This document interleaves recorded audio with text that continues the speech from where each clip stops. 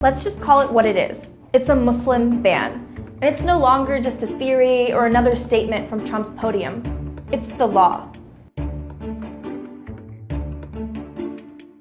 The third version of Trump's travel ban has been upheld by the Supreme Court of the United States.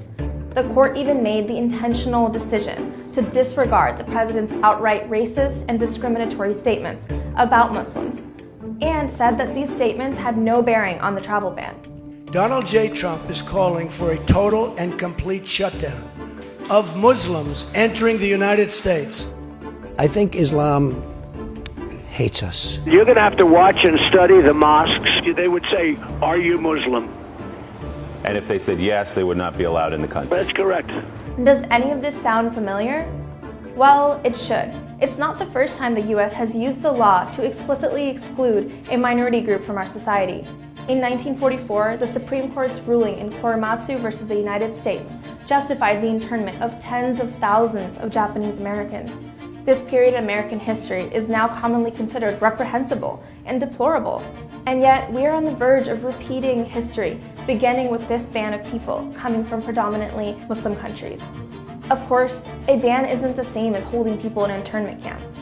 But this is how it begins, with propaganda rhetoric priming the American people for this kind of discrimination, and then one policy at a time.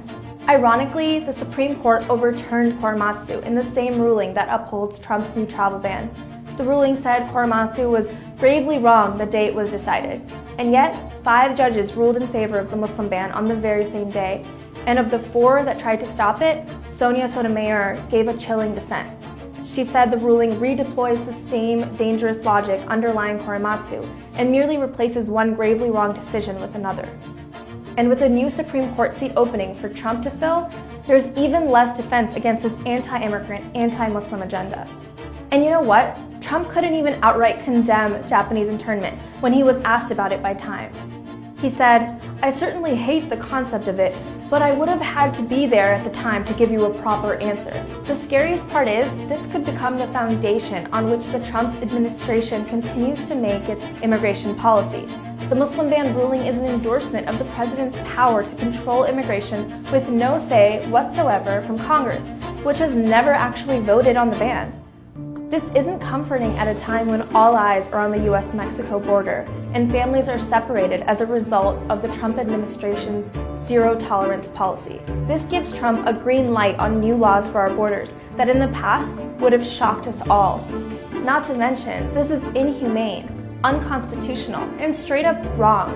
We are talking about the legal discrimination of people based on their racial and religious affiliations. This country was built on the notion that we all have a right to our beliefs. At the very least, our government is supposed to uphold that principle.